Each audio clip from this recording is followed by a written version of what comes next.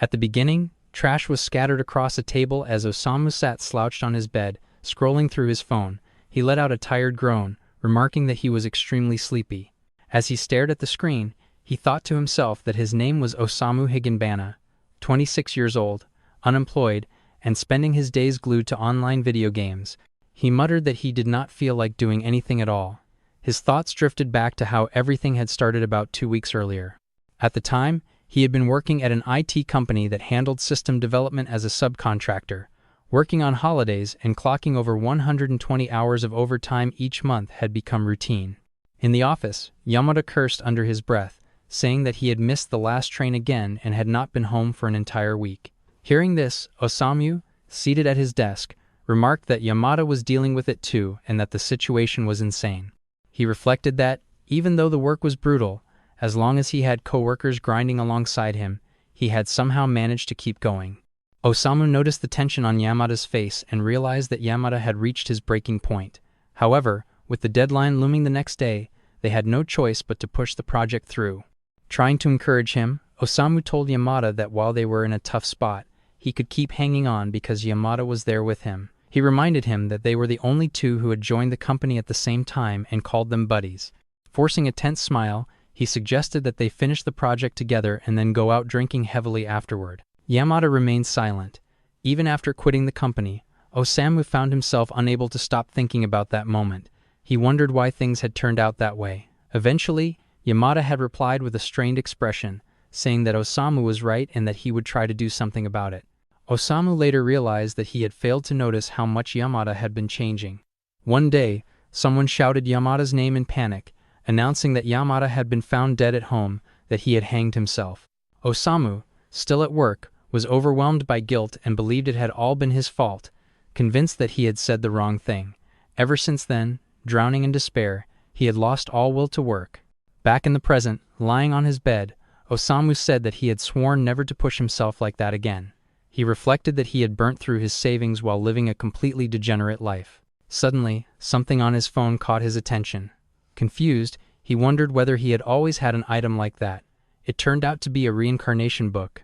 He thought about how video games were the only thing he had ever been good at since childhood, and how immersing himself in what he loved was the perfect way to escape reality.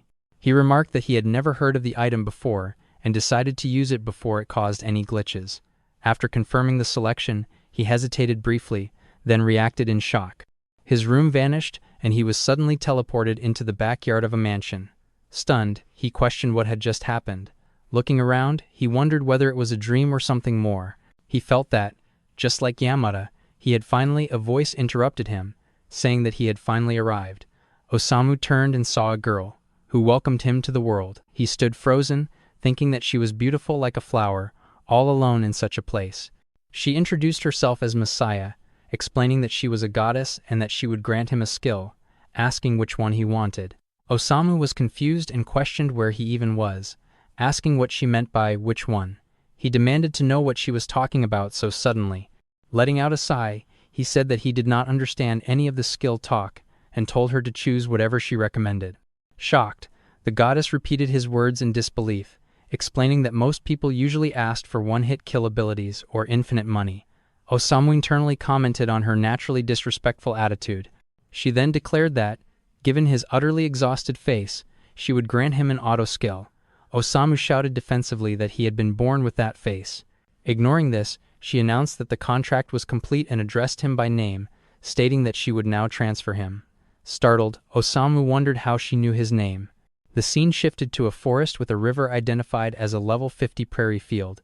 Sitting on the ground, Osamu questioned whether he had spawned somewhere else. He reasoned that the surroundings looked like a game he had once played, but insisted that this could not be a game world reincarnation and must be a dream.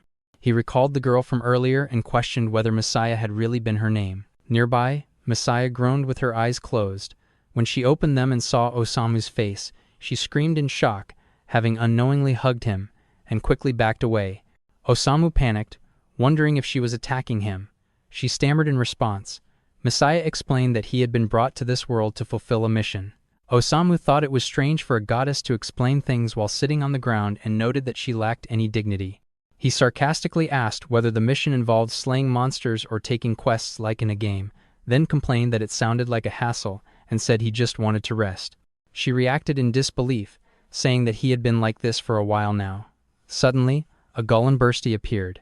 Both of them panicked. Osamu recognized the creature from a game, recalling its vicious temperament and habit of charging straight ahead until it dropped dead. Messiah, with a tense face, insisted that she was fine and would handle it herself. Osamu hesitated, thinking that he had stopped trying ever since that moment in his past. Still, seeing her in danger, he stood in front of her and shouted for her to run away. The Gullenburst charged. Without warning, flames surrounded Osamu. He panicked, wondering why his body was moving on its own. A window appeared, announcing the activation of his auto skill. The Gullenburst rushed him, and flames burst forth, blasting the monster away. Osamu was stunned, while Messiah smiled in surprise. He realized that even though he was not doing anything consciously, the skill was attacking on its own. The Gullenburst was sent flying. Osamu stammered, wondering if his auto skill had activated. Information appeared, explaining abilities such as Purgatory of the Fire Element and Hidden Crevice of the Water Element, which could be triggered in the skill's initial state. Osamu could hardly believe that he had done any of it. He collapsed, and Messiah called out to him. Osamu thought that he had finally reached a peaceful meadow, only to defeat an enemy with power he did not understand. He concluded that this had to be a strange dream, but for the first time in forever, he felt like he was truly sleeping deeply. He awoke with his head resting on Messiah's knees. Flustered and blushing, she explained that she had caught him when he collapsed and promised to prepare a proper place for him to rest using her building skill. Miniature clones of Messiah appeared and constructed a house. Half-conscious, Osamu noticed the mini versions of her and wondered what was happening before drifting off again. When he woke up, he found himself inside the cabin. Messiah explained that she had built it with her skill and mentioned that he had passed out after using too much power for the first time. Osamu questioned what she was eating while thinking back to how he had acted without thinking and how he had actually managed to protect her. A level-up window appeared, and his body began glowing. Startled, he asked what was happening. Messiah smiled and told him that he had leveled up. Osamu realized that this was not a dream, this was reality. Understanding that he had been brought to this world for a mission, he asked Messiah who she truly was and what his mission entailed. She repeated that she was a goddess and said that while she could not yet reveal the reason he had been summoned, there would be a clue in Jarvis, the Iron City they were heading toward. Osamu acknowledged this, and Messiah teased him for earlier calling a mission a hassle. He admitted that he had said that, but now felt curious, realizing that he finally had the power to save someone. She smiled, remarking that despite being a lazy person who barely understood his own auto skill, she had been genuinely surprised that he saved her. Thanking him by name, she caused Osamu to blush as he reflected on how long it had been since anyone had thanked him. Changing the subject, Osamu asked how they were supposed to reach Jarvis. Messiah casually replied that they were already on their way. Suddenly, the house began to rumble and move. Panicking, Osamu questioned what was happening. Messiah excitedly explained that this was also part of his auto skill. Looking outside in disbelief, Osamu realized the truth as she declared how exciting it was. She promised that until the day he, the ultimate lazy hero, saved the world, she would guide him every step of the way. Osamu reflected that Sacrifice Online was a massively successful global MMORPG. Judging from his surroundings, it appeared that he had been reincarnated into a world nearly identical to it, although he was not even sure whether he had actually died. He recalled receiving several reincarnation perks, remembering that one of them was called Auto Skill. He understood that the skill automatically detected any monster within a 5-meter radius and selected and cast the most effective spell against it. In the original game, there had been a convenient system known as Auto Mode, used when players were away from keyboard to grind experience by defeating weak monsters or farming rare items with extremely low drop rates. Apparently, in this world, that same system was treated as a fully fledged skill. As a side note, he realized that the starting magic granted by it was surprisingly powerful. There was also another perk. The scene shifted to Osamu lying on his bed. He slowly opened his eyes and muttered in confusion. With a startled expression, he realized that there was a status panel that only he could see. Staring at it in disbelief, he exclaimed that he was already level 40. He knew that reaching level 40 normally took an entire week of non-stop grinding, yet he had achieved it in just a few hours. He then thought about the final perk, though he was not even sure if it counted as one, and blurted out that the situation was insane. Messiah commented that he must be starving after using his skills in his sleep. The two of them sat at the table to eat. Osamu reflected that she was the goddess guiding him and that she apparently knew his role in this world yet refused to explain it for some reason. She cheerfully announced that the food was homemade. Osamu stared at the plate and pointed out that it was completely black. She asked whether it tasted good, and as he ate, he thought about how using a building skill in this world meant she could manipulate some mysterious power. After tasting it, he admitted that it was delicious. Smiling proudly, she told him as much. Osamu concluded that she did not seem like a bad person, at least for now, and decided he would figure out what kind of person she truly was as their adventure continued. He also noted that she was cute. He then thought about their destination, the first city they were heading toward, Jarvis, which he remembered as a prosperous and lively mining city. Out loud, he said that he could not wait to get there. The scene shifted. They arrived at a ruined city. Osamu thought about Jarvis, the city where fire and iron had once burnt through the night. Now, it lay in ruins. Messiah stood silently, staring ahead. Osamu approached her and asked whether this was really Jarvis, questioning whether the map was wrong. She responded angrily, pointing out a sign bearing the city's name and insisting that they were in the right place. As they walked, she explained that until just a few years ago, Jarvis had thrived due to weapon production using iron from its mines, but now there was no trace of that prosperity left. Osamu realized that things were not exactly like the game. He observed that the air was full of dust and everything looked run down. Internally, he questioned whether there was truly a reason he had been brought to a rusted-out city like this. Messiah suddenly noticed that a shop was open. She opened the door and suggested they hear what the owner had to say. Osamu agreed. Inside, they found a weapon store. Osamu was impressed, noting that it was filled with weapons and felt completely different from the rest of the city. Messiah suggested that they gear up there, reminding him that while he had auto skill, he could not keep fighting in such strange clothes. Osamu questioned what she meant by weird. A man greeted them, remarking that he had not expected anyone to come to that area anymore. Holding a shield, he apologized, saying that having a good inventory meant nothing if there was no one left to sell to. Messiah asked if he was the shop's owner. The man hesitated, replying that he was not sure he could still call himself that. Looking outside, he explained that ever since that thing had started rampaging, everything had changed. Osamu asked whether that thing was the reason the city had fallen into ruin. The man put out his cigarette and explained that it had been a work robot that suddenly went out of control, transforming into a boss monster that now attacked people deep within the mine. He said it had taken their jobs and dreams, and that every day, more people left the city. Messiah noticed residents leaving and asked whether there were still people who chose to stay. The man replied that they were simply stubborn fools who could not abandon the city. Osamu repeated the phrase quietly, calling it a pain. Messiah called his name in concern. Clenching his fist, Osamu asked the shopkeeper whether the coal mine was still accessible. Confused, the man asked what he meant. Osamu declared that he would take down the monster. Shocked, the man questioned whether he meant that seriously. Osamu reminded Messiah that she had said he had a role to play in this world. She confirmed it.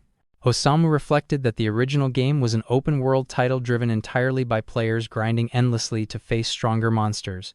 Yet, ever since arriving in this world, he had been able to do something for someone else's sake.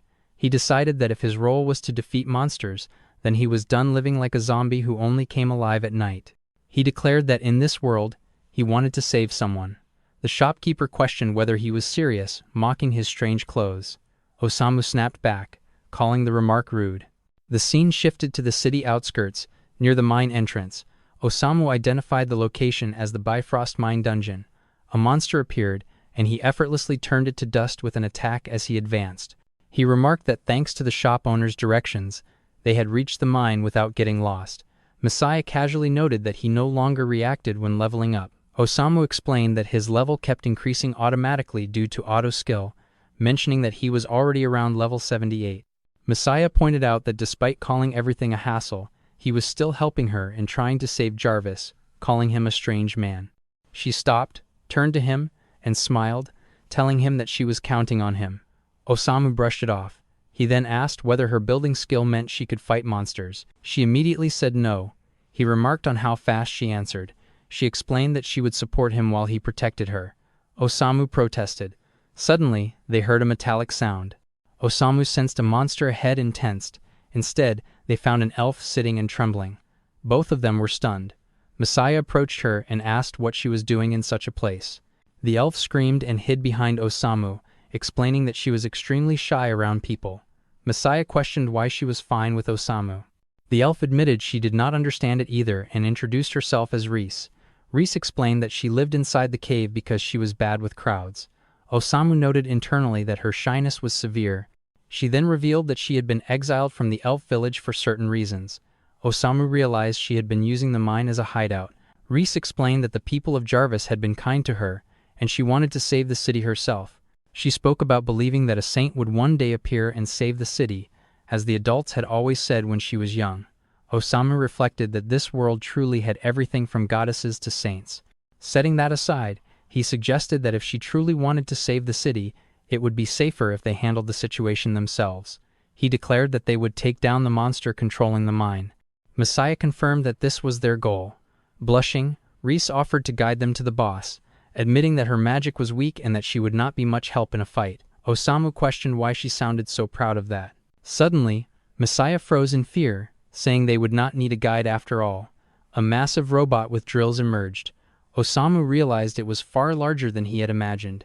When the robot attacked Reese and Messiah, he checked on them, and they confirmed they were unharmed.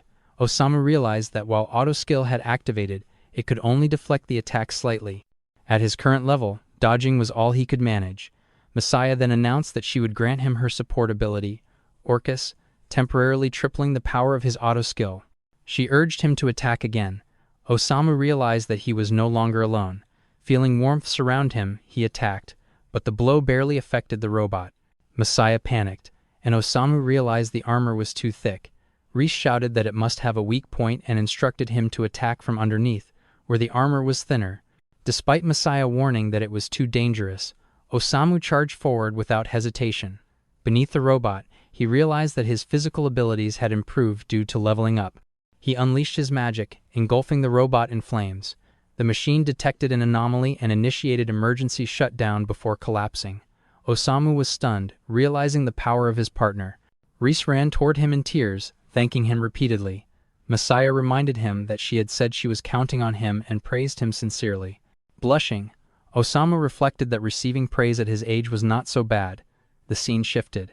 A new city appeared, Frisia, the city of flowers. Inside a church, a saint prayed desperately, saying she had to find him. With a tense expression, she warned that if things continued as they were, the world itself would be destroyed. By the way, if you enjoyed the video, maybe consider liking and subscribing, pretty please?